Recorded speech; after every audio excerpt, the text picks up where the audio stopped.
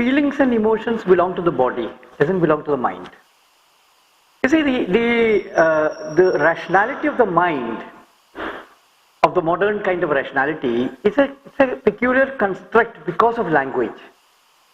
Because in the natural system, rationality or reasoning is embedded within the holistic aspect of reason. I mean, what you call that? Sensory experience, emotions, feelings, and reason is embedded as part of that only. It is not something that is separately done, which is what engaging with language as cognitive source has done. It's a construct of that particular situation. And that also gives a false feeling that you are in control, because you are reasoning and you think that you are understanding. But frankly, it's actually an anti-life activity actually. Because knowing is something that automatically happens to you. You don't have to make an effort, extra effort. That, like every living being, we are present to the world and inputs are happening. And then through self-organization, meaning organization happening within us, we understand the world. So the knowledge is something that is arising within from us. It's not something that you have to do, organize, you have to reason and store. That's not required at all. That happens only because you are dealing with ready-made knowledge, which is organized in language. So you read, all the information is there, it is ready-made. So you organize it and keep it inside.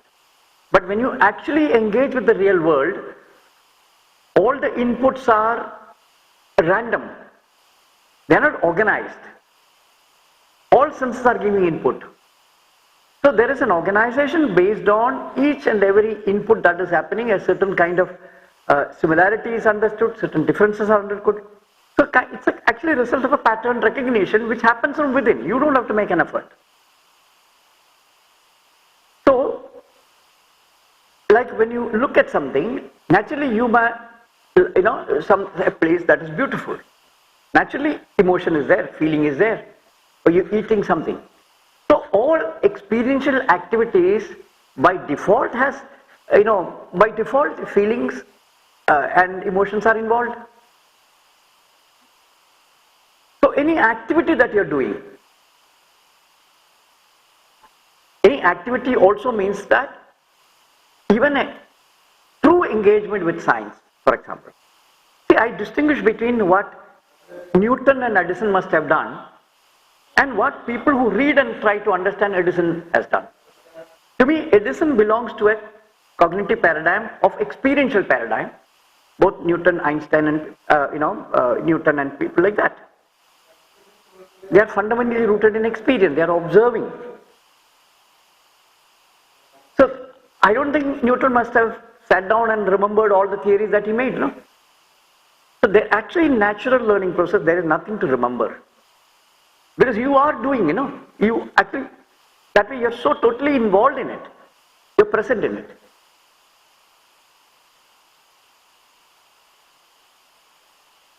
So when literacy took over our cognitive source, the whole system rewired. So only activities that can be written down and understood by the mind became the knowledge source. See, in the real world, the beauty of the world is already there.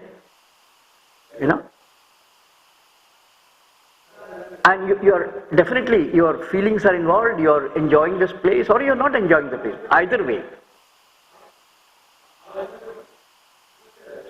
But when you're actually engaging with reading, your body is not present to that particular aspect that you're trying to do. Maybe you're feeling hot because of the room or because of something else. You're feeling afraid because of the teacher. But that has nothing to do with the physics or the whatever you're reading. So there is a clear fragmentation in which body is learning something, meaning imbibing and experiencing, and there is, of course, the body is learning. And the mind is learning something else. So when mind begins to dominate completely the whole system, naturally it denies feelings, emotions, and other activities like intuition, spontaneity, true creativity, of course. Because in modern context, creativity is like doing permutation combination. That is not engaging with the unknown. Because the mindset that is required to be in the realm of unknown is almost nil in a literate mind, because they are constantly in the realm of known. So they are almost afraid of unknown. So they have to turn that into their formula, their system.